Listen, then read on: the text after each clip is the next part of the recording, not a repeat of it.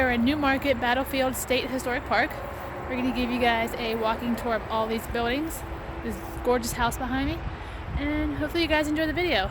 It's been a while since I've made one, so please subscribe to the channel if you're not currently subscribed, and let's go check it out.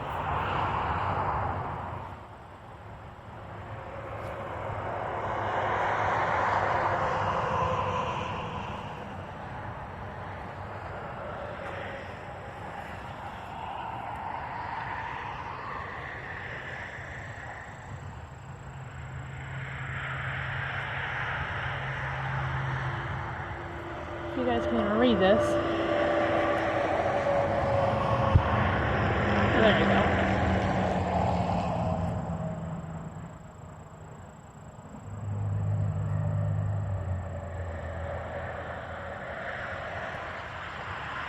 So here is the farm in 1880.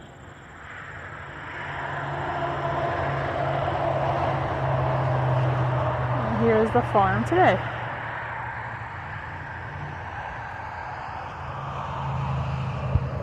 So you're hearing a lot of traffic. That's because we are right on the side of the highway.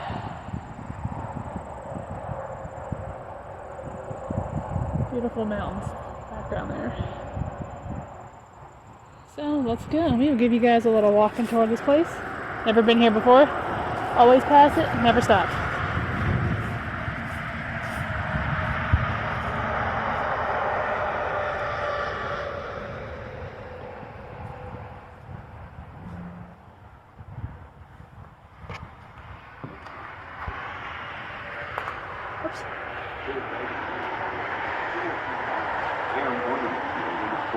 Horses were shod. Many early farms had small forges for repairing or creating ironware. The Bushong shop, however, was more elaborate than most. This was because of the special skills of the older son, Harrison. Harrison made excellent use of both the blacksmith shop and the nearby Wheelwright shop. He had an inventive mind and built for his own use a horse-powered machine for separating wheat. A familiar tool in every blacksmith shop is the blacksmith's workbench, known as the anvil.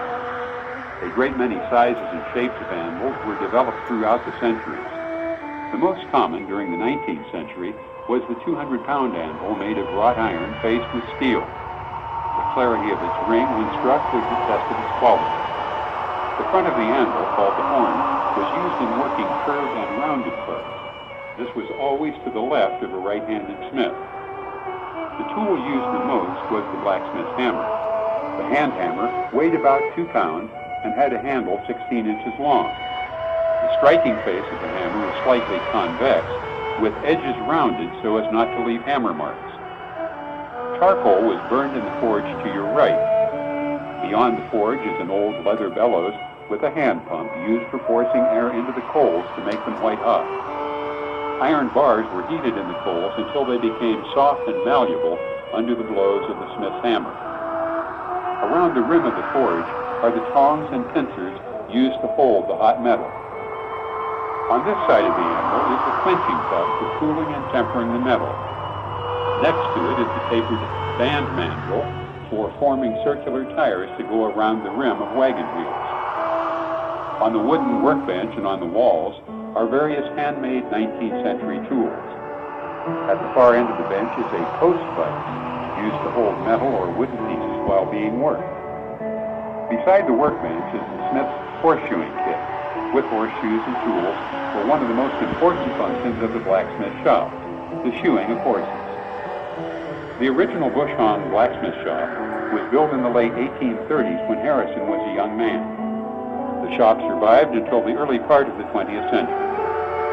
In 1972, the present shop was constructed to the same familiar design that the Bushongs built. Old photographs were used to create the shop and preserve as much detail as possible of the original structure.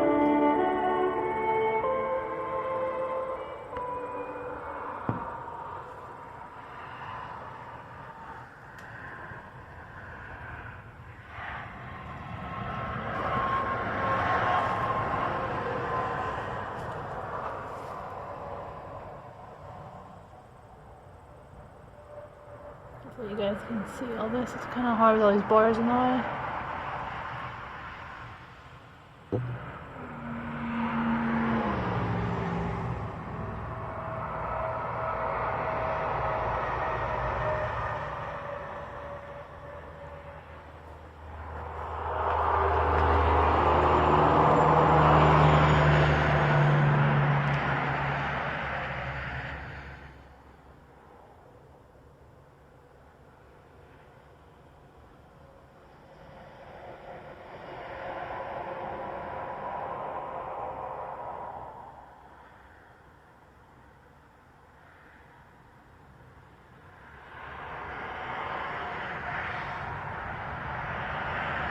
Alright, so we're gonna go back over this way.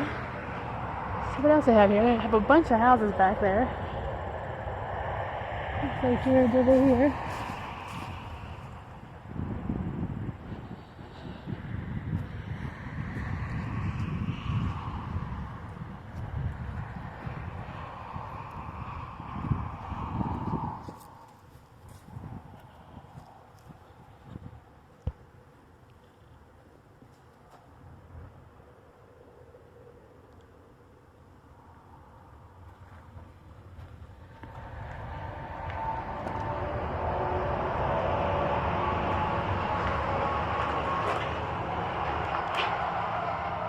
This Wheelwright house was constructed in 1974 on the site of the original structure, which was built in the 1830s.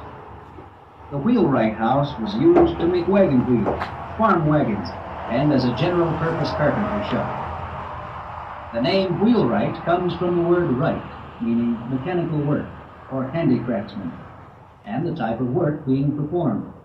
In this case, the making of wheels.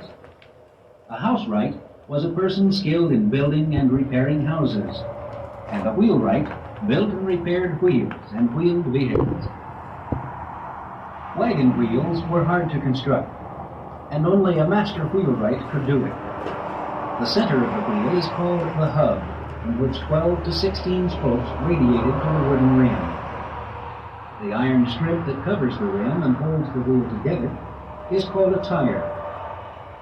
A wooden instrument called a traveler was used to measure the length of the tire, which was then cut and welded together in the blacksmith's forge. In order to expand the tire, a ring of fire was built on the ground, and the tire placed in it.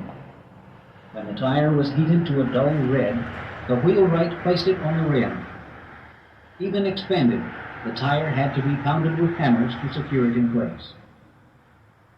The wheel was then placed in the shoeing hole, which was filled with water. A great hissing and creaking resulted as the tire contracted violently and the wheel tightened its joints. The tools, you see, were used on the farm or in the woods, as well as in the blacksmith and the carpentry shops. Beginning on your left, you find a carpenter horse, 2 plows, a cross-cut saw, and the famous pit saw used to saw boards. Near the workbench, you see an anvil, and on the bench, tools to shape spokes. At the end of the bench is a post vise. On the walls and on the center table are many more tools and would be found in a shop of this nature. This is more of a museum display. On the left wall, you see many garden digging tools. On the end wall are rows of adzes and gouges for shaping wood. In the top center are augers. Under them are drawing knives and spoke shaves, then chisels and calipers below. Next comes a row of hammers, then cutting and broad axes. Along the right wall you find a cant hook and other logging tools, also mallets and froes. On the workbench on your right are tools to work on spokes for a wheel. Above are 2 grain cradles, one hanging on the rafters and one on the right wall in the corner. Also a grain rake. Note also 2 old wagon jacks, a straw knife, and a corn chopping box. Between you and the center table is an old boring machine used in mortise and tenon work. On the center table are mostly planes, and attached to the front are gauges, squares, levels, and a wooden traveler.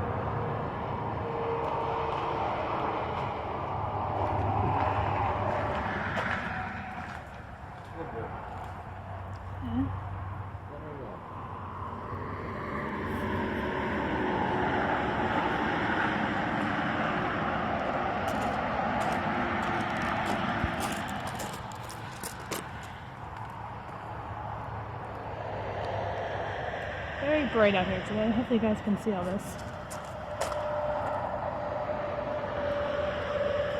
You think we can go in or no? I don't know if it's like a museum or what.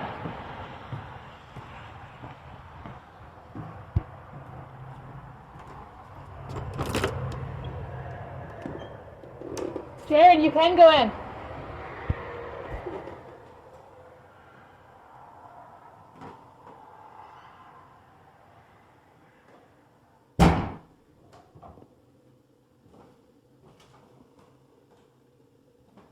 Alrighty, so.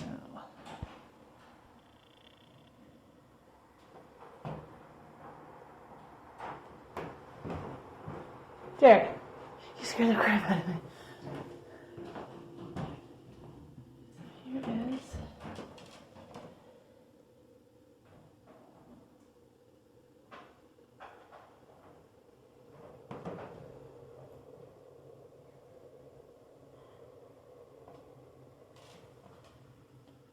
Oh, I don't know if that's fake blood on the wall or what.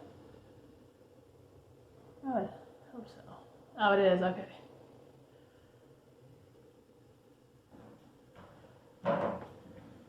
Look at the blood they smeared on the wall.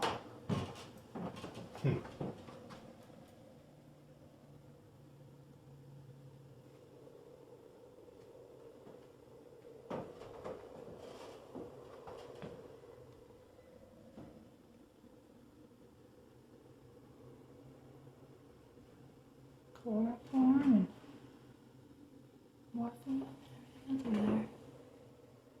That's all they had was chloroform and morphine. Yeah.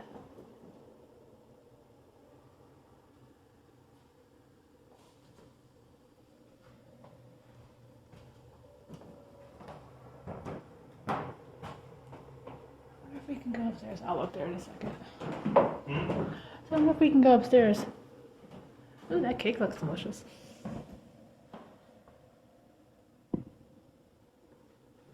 The doll. What doll? Oh. Mm.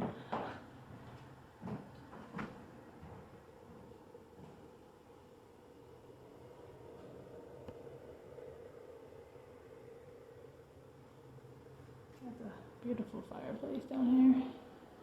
Brick.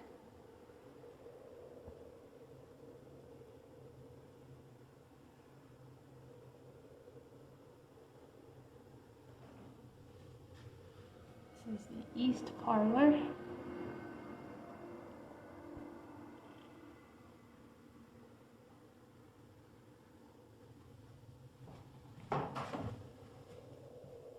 It's private. Can't go that way. Let's go upstairs. Jerry, you up here? I'm right here. Oh.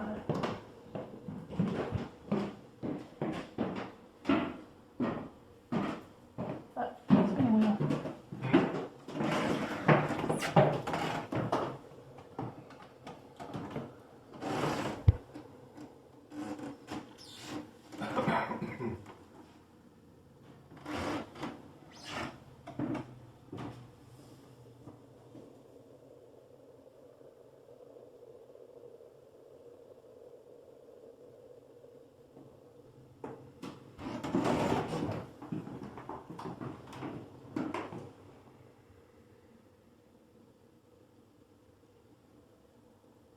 Oh, you doing that? Can you go upstairs? No, it's restricted. Oh.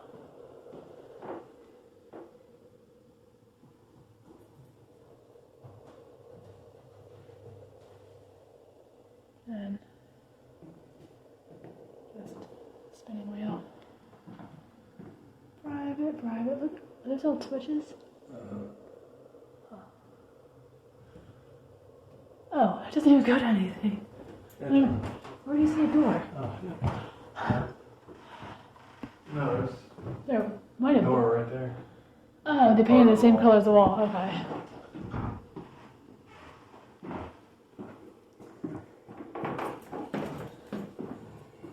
These are downstairs.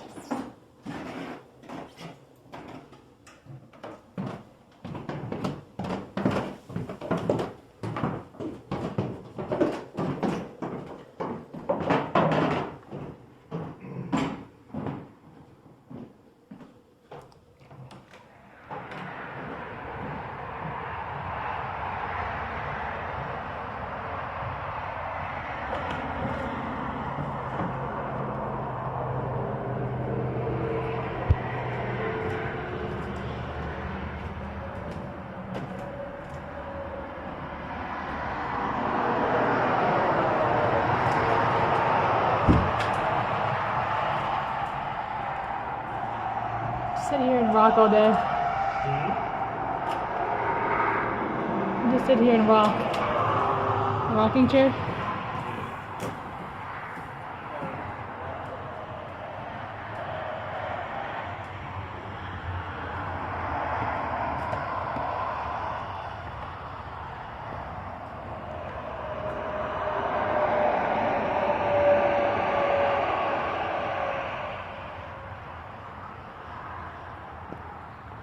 Take you over this building. I'm not sure what it is. Let's find out.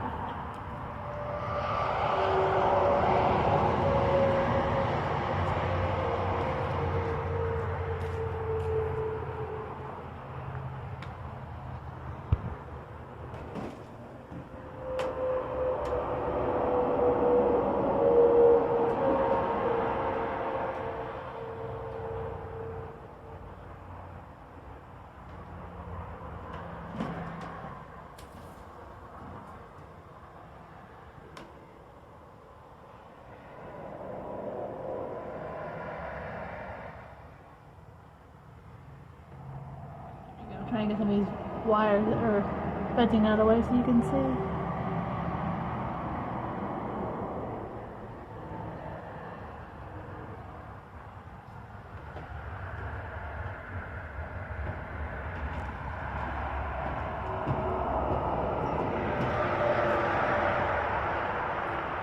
This is the back side of the house we were just in.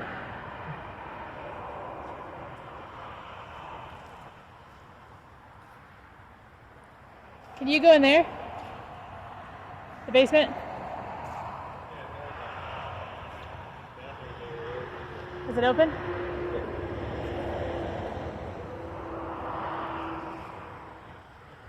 Oh, very low ceiling, Jared.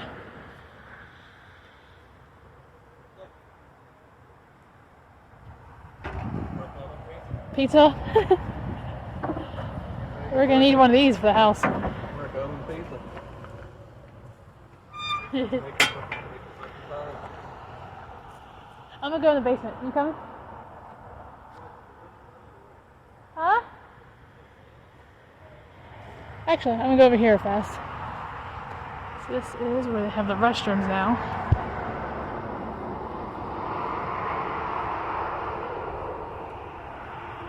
We're gonna take you on toward these buildings first, and then we'll go in the basement.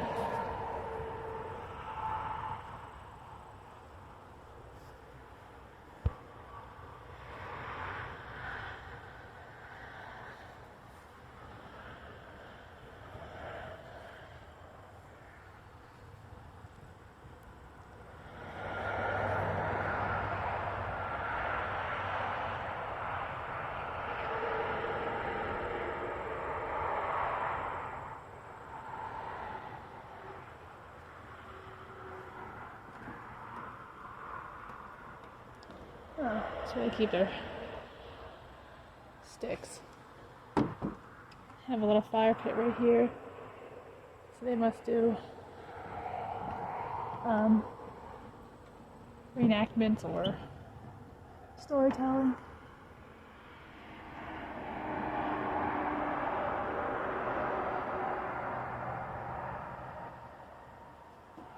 Jared, this one you can go upstairs in the attic. It's almost like the one in Liontown. Door.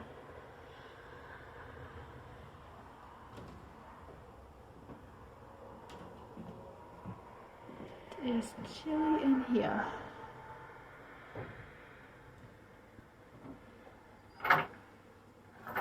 It's just where they keep the sticks.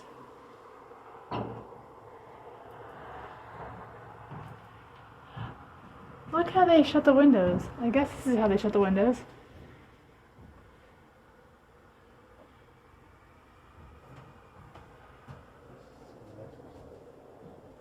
Hmm? They got their irons up top. I guess that's where you keep the irons back then.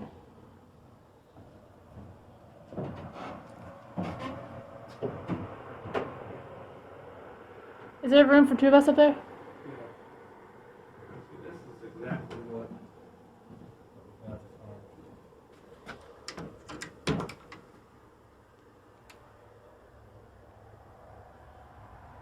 Nothing really in here.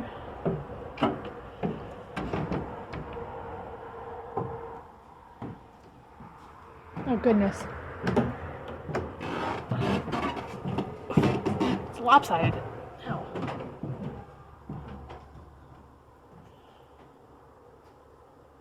Oh, it's pretty tall up here though. Now I gotta get back down without falling down the steps.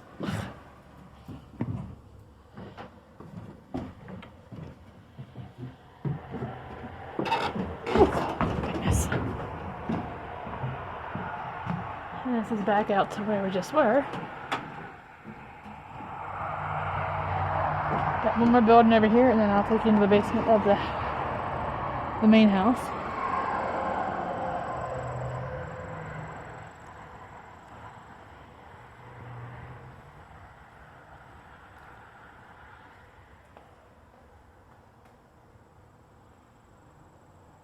Not sure what this would have been used for. Looks like it almost is a tub. It says butter.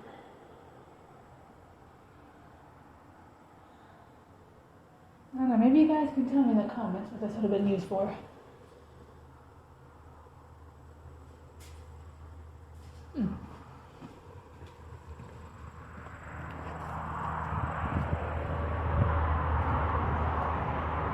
Oh, we actually have one more building.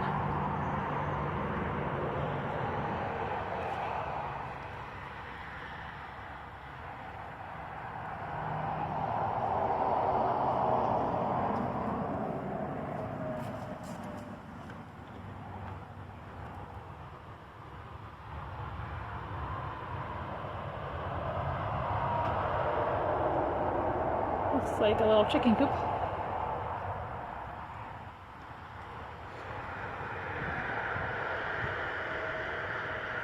And now we can go into the main house, the basement. Jared.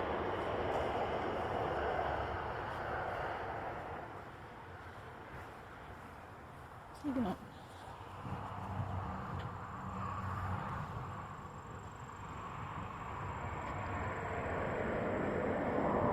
This building's really long, but there's really... Yeah, I was trying to see if there was anything else. Oh, there's not a door on this side? Alright, I'm gonna go in the basement. You coming? I'm sure you are. I saw the cannon back there.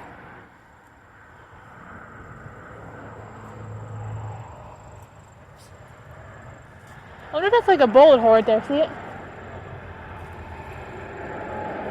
Above the window.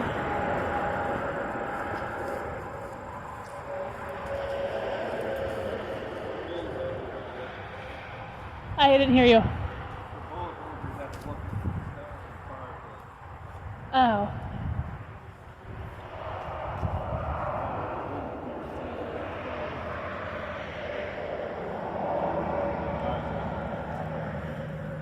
Oh, I'm not. Oh.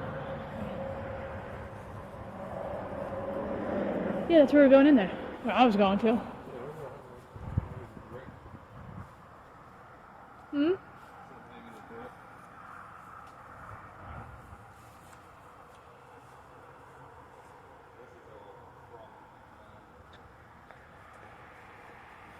replace this.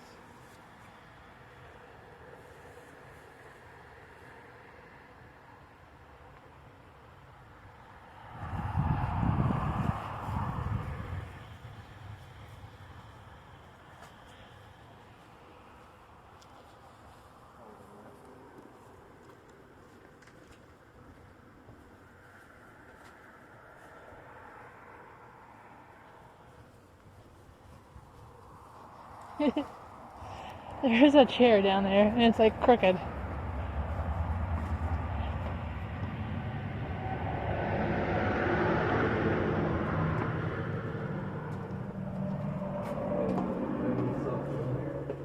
Huh? Oh. You weren't kidding about very low ceilings.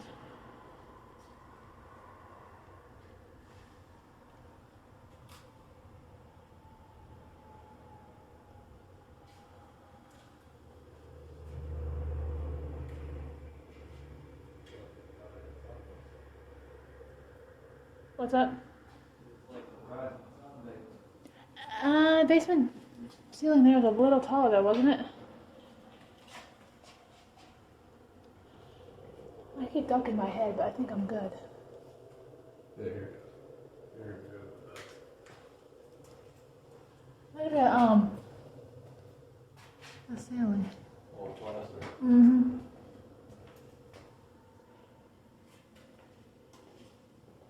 Whitewash. That's it. Brush strokes and whitewash. Yeah.